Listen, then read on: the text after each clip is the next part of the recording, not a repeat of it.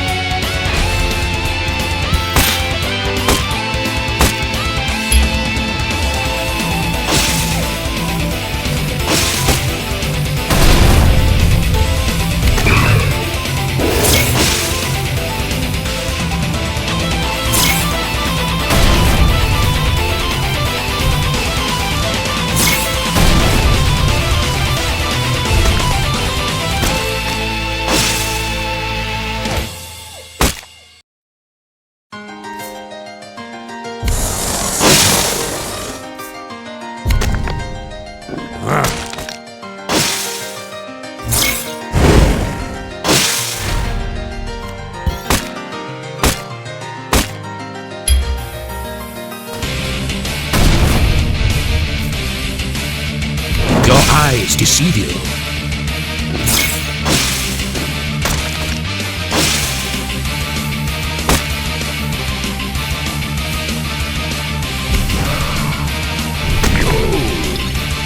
Prince of Decay.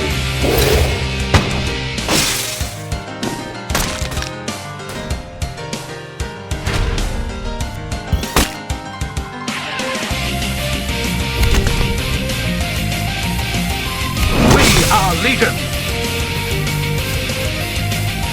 You're in my sights.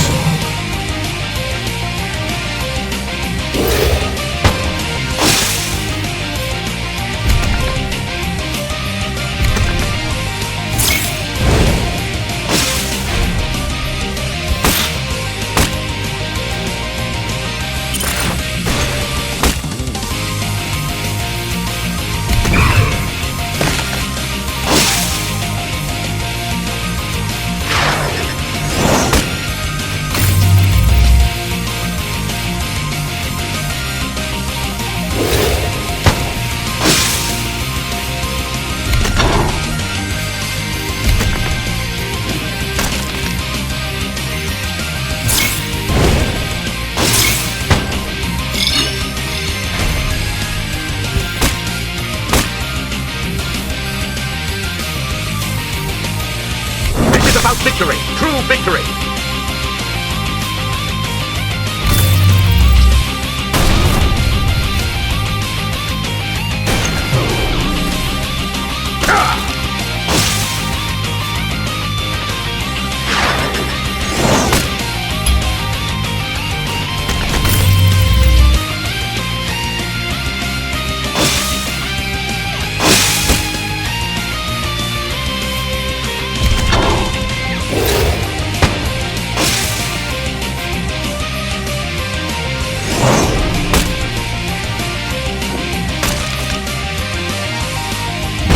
Is done.